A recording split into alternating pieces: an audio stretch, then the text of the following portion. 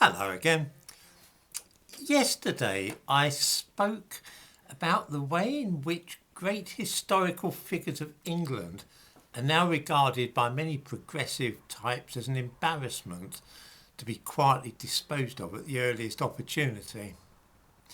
The example I gave yesterday was a little private enterprise on the part of an ignorant and ill-informed teacher. In London, things are being better organised because the Mayor of London has established the Commission for Diversity in the Public Realm. This sounds like something which might have been launched by Robespierre during the French Revolution. It certainly has a faintly menacing air. The Commission, indeed. One of the things about enterprises of this kind is that they always use weird and incomprehensible language so that we haven't much idea what they are really up to.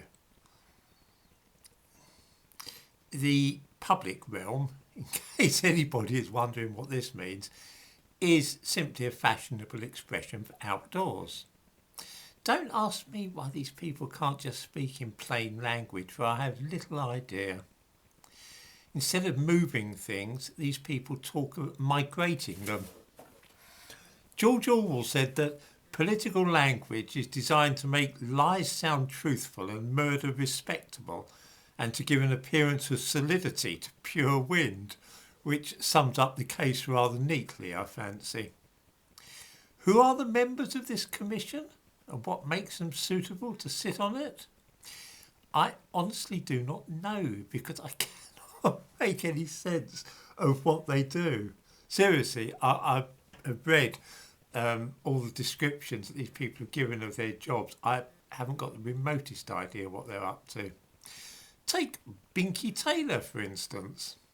I shall read out what it says about her on the Mayor of London's website for the Commission and see if anybody knows what she actually does. Binky Taylor is a partner in the Brixton Project, a participatory placemaking organisation who seek to build resilience and ownership at the heart of community, using the public realm as a creative canvas to express identity, spirit, culture and heritage in ways that are relevant and authentic. I honestly do not know what a participatory placemaking organisation does. But whatever it is, it gives this elderly black woman a say in which statues will be pulled down, which street signs can be removed, and which buildings ought to be renamed. This is, although care is taken not to spell out the aim clearly, what this is all about. This is the name of the game. Who else have we got? Keith McGee is a public intellectual and social justice scholar. I wonder how one gets to be a public intellectual. Not that I'm ever likely to qualify for such a post, I hasten to add. He is also Chair and Professor of Social Justice at Newcastle University. Another member of the Commission has a professional and personal interest in social justice, social mobility and community engagement. I wonder if that pays well and what it actually involves. Then there is Toyin Agbetu, who is a scholar activist and community educator at Ligali, a Pan-African human rights-based organisation that challenges Afrophobia and the misrepresentation of African people, culture and history in the British media. In 2007, as part of challenging all this, Agbetu disrupted a service being held in Westminster Abbey to mark the 200th anniversary of the abolition of slavery in the British Empire. Well, I should say the abolition of the slave trade. The abolition of slavery as such took a little longer.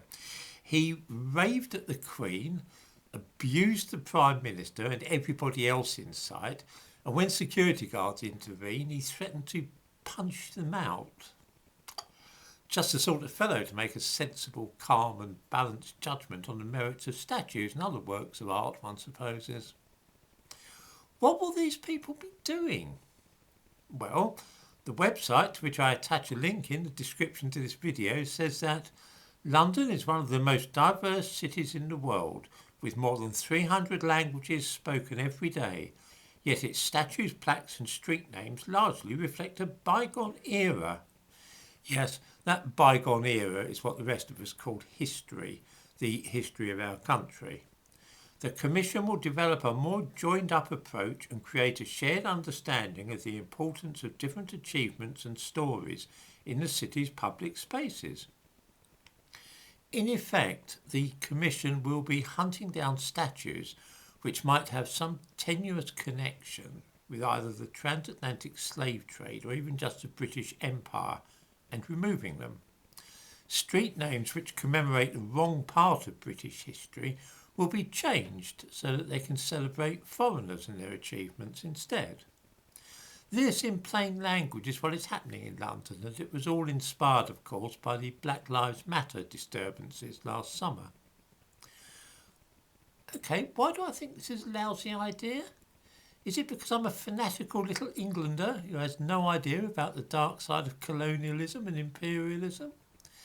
I've written an entire book about British concentration camps in South Africa, Kenya, Malaya and Cyprus.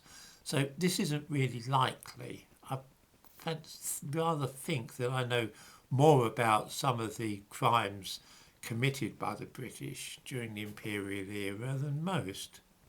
The treatment of both Boers and black Africans during the Boer War was atrocious. And yet I still don't want statues and street names relating to this war removed.